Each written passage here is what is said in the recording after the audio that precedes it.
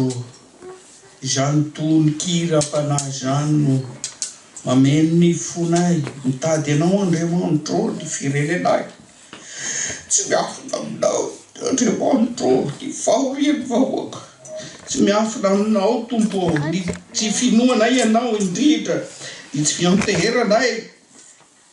amin'ny fahatsaranao sy ny fahasoavanao mifona izay malagasy Jesosy io mamelany helokay aza vela ho hita ao anatrehanao Tompo ny fanompoanay sampy ny tsy fanarahanay anao ny tsy fahatokianay ny tokony omenao anay zay tokony ho ampy ahasoan'ny firenenay mifona Tompo mamelany helokay ary am'izao sisa izao Tompo dia raiso an-tanana ny firenenay arovy amin'ny ratsy ny fampianaran-diso rehetra mitarika anay ho amin'ny fahaverezana Tompo midiran-tsehatra Jesosy io fa tsy zava-mahagaga zay tsy hainao esory ny fantrana misy eo amin'ny firenenay amin'ny lafiny rehetra ara-tsaina ara-toekarena eny ara-pinoana indrindra koa manafika lay ratsy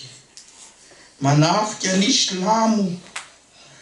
arovy am'izany Jesosy io aza vela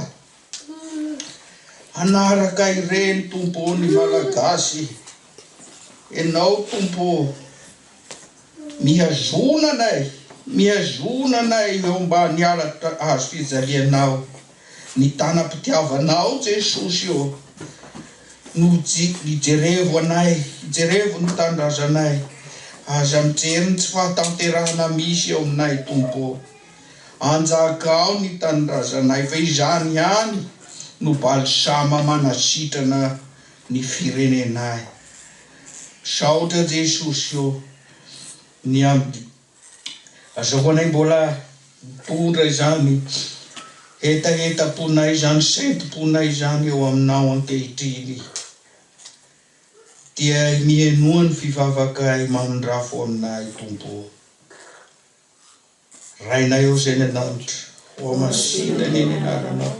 tonga ny fanjakanao atao any sitraponao ety an-danitra ny an-danitra omeo anay ny zanana sazo anay ary mamelany helokay tahaka ny mamelanay sy meloka taminay ary aza mitondra anay ho fatakapana fa manafanay amin'ny ratsy fa nao ny fanjakana sy ny hery ary ny voninahitra mandrakizay. Amen.